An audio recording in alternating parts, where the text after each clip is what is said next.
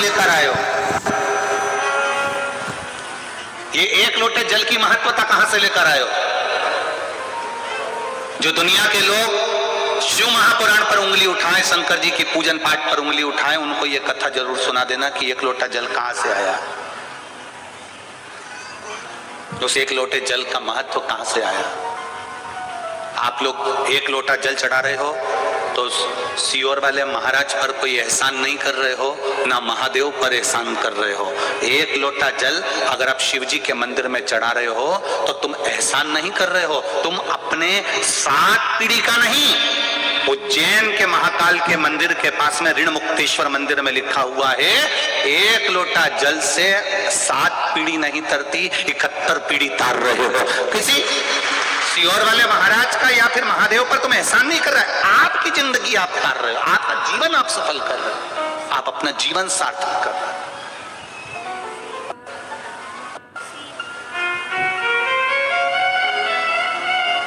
इस कहां से आया एक लोटा जल?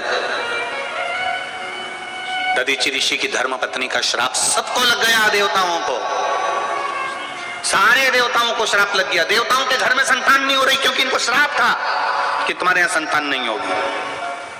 संतान नहीं, क्या करा जाए?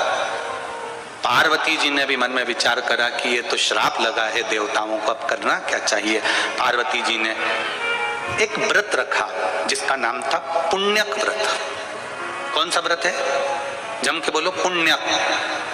कौन सा व्रत है? पुण्यक व्रत। पार्वती जी ने एक व्रत रखा जिसका नाम था पुण्यक व्रत। मां पार्वती, वो व्रत 1 वर्ष तक होता है। उस व्रत में 1 वर्ष तक भगवान का पूजन करना, 1 वर्ष तक किसी न किसी वृक्ष के नीचे बैठकर भगवान की पूजन करना, 1 वर्ष तक वृक्ष के नीचे बैठकर उसी पत्ती का सेवन करना जिस वृक्ष के नीचे बैठे। ये पुण्यक व्रत माता पार्वती जी ने करा 1 वर्ष। किस लिए करा था? श्रेष्ठ संतान की प्राप्ति के लिए, श्रेष्ठ पुत्र की प्राप्ति के लिए। दिल से अगर कुछ करोगे, दिल से आप भगवान से प्रार्थना करोगे तो वो दिल से देता भी है। एक पत्र आया, देखो।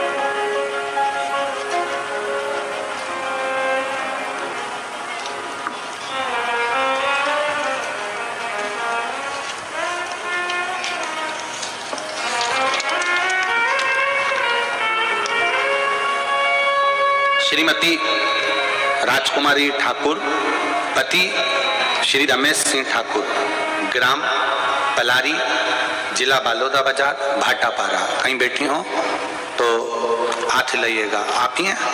दोनों हाथ हिला दो एक बार। श्री शिवाय नमस्तुभ्यम। एक बार वापिस हिला दीजिए। श्री शिवाय नमस्तुभ्यम। मेरे भोले बाबा का क्या बखान करूं गुरुदेव, मेरे पास शब्द नहीं है। मेरी झोली मेरे बाबा ने भर दी है।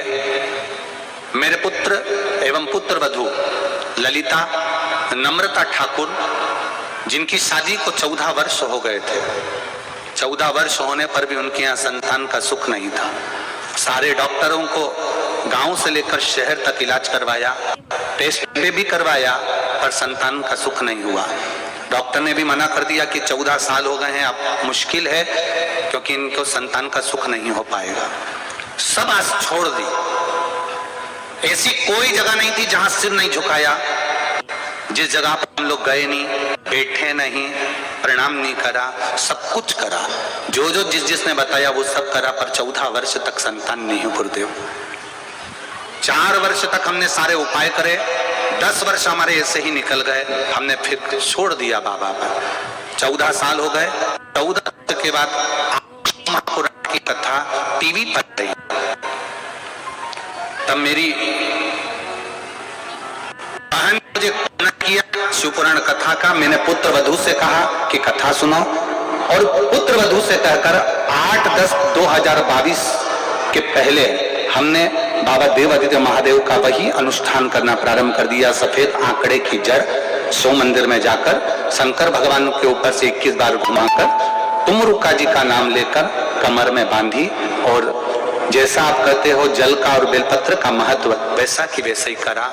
बाबा की कृपा से 8/10/2022 को मेरे बाबा ने मेरी बहू के गर्भ से 2 बच्चों को जन्म दे दिया। ये शिव की कृपा है, दोनों बच्चों का।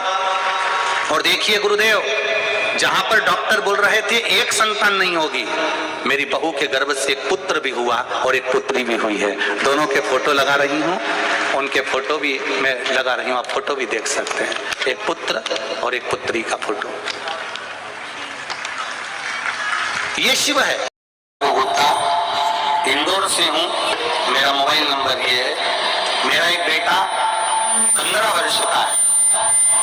1.5 वर्ष पहले मुझे चेस्ट में गठान हो गई थी और वो गांठ कैंसर की बताई गई और मेरा एक चेस्ट गठान के कारण बस निकाल दिया गया। फिर बाबा पर भरोसा रखकर एक बेलपत्र खाना और शिव जी का चढ़ा हुआ जल पीना चालू किया। मेरे साथ कीमो हुए और कीमो के बाद शरीर में कष्ट चलता रहा। तभी शरीर में कष्ट तो था, तभी पता लगा कि मैं गर्भवती भी हूं। एक तो कैंसर जैसी बीमारी, ऊपर से गर्भवती। मेरे रहने का कोई भरोसा नहीं कि शरीर कब तक रहेगा। डॉक्टर ने कह दिया कि तुम्हारी बीमारी प्रबल है, इसलिए इस बच्चे को मत रखो। और मेरा मन था कि ये शरीर है, कब जाऊं पता नहीं। एक बेटा है, दूसरा भी बच्चा हो जावे तो कम से कम 2 बच्चों का साथा तो रहेगा। थोड़े समय में गर्भ धारण करा, डॉक्टर ने मना कर दिया कि गर्भ ना रखिए। सोनोग्राफी कराई गई और सोनोग्राफी में आया कि मेरे गर्भ में जो बच्चा है उसके हाथ पैर नहीं बन रहे हैं। गर्भ के बच्चे के हाथ पैर नहीं है। फिर मैंने बाबा पर भरोसा करा, घर के लोगों ने कह दिया कि इस बच्चे को निकाल दीजिए। डॉक्टर भी कह रहा है एक तो तुम्हारी बीमारी है कैंसर की, दूसरा बच्चे के हाथ पैर नहीं बने, इस बच्चे को मत रखो, निकाल। मैंने अपने परिवार वालों से कहा, मैं कथा सुनती हूँ सीवर वाला महाराज की, और वो कहता है कि भरोसा शिव पर रखना तो साधेगा जरूर। तुम बस एक काम करो, मुझे रोज एक बेलपत्र लाकर दिया करो, शिव जी का पानी लाकर दिया करो, मेरा बाबा संभाल लेगा। मैंने बच्चे को समाप्त नहीं किया, गर्भ में रखा। जब 8 महीने बच्चा गर्भ में रहा, 8 महीने की सोनोग्राफी फिर हुई तो मालूम पड़ा कि बच्चे की धड़कन भी नहीं है। अब बच्चे की धड़कन भी नहीं है, हाथ पैर भी नहीं है, और डॉक्टर कह रहा है कि इस बच्चे को निकाल दो। परिवार वाले बोल रहे हैं क्यों आप इतना रिस्क ले रहे हैं। तभी भी मेरा मन नहीं माना कि बच्चे की धड़कन कैसे नहीं है। मैं शिव की कथा सुनती हूँ, मैं बाबा पर चढ़ा हुआ जल पीती हूँ, मैं बेलपत्र खाती हूँ, फिर बच्चे की धड़कन कैसे नहीं है। अब जो होगा बाबा पर आश्रित कर लिया और 1 महीना तक बच्चे को मैंने गर्भ में और रखा। 9वां महीना आया, मुझे दर्द उठा, हॉस्पिटल ले गए। मेरे बच्चे का जन्म हुआ तो बच्चे की धड़कन भी थी और हाथ पैर भी थे। आज मेरे बच्चे को लेकर मैं पूर्ण तरह से स्वस्थ हूँ। बच्चे को लेकर मैं आई हूँ प्रणाम करने के लिए। जिस बच्चे को डॉक्टर ने मना कर दिया था कैंसर जैसे शरीर के रोग में, बच्चे के हाथ नहीं पैर नहीं, आप पत्र में पढ़ सकते हैं बच्चे के हाथ पैर नहीं है, ये डॉक्टर बोल रहा है बच्चे के हाथ पैर नहीं। फिर लिखा बच्चे की धड़कन भी बंद है। 90 महीने तक मैंने बच्चे को रखा और उसके हाथ भी थे पैर भी थे और मेरे बच्चे की धड़कन भी थी। ये शिव तत्व है। और तेरी कृपा बिना नहीं एक भी अणु लेते हैं श्वास, तेरी कृपा से बखान क्या करूं मैं, रातों के ढेर का निकटी हजार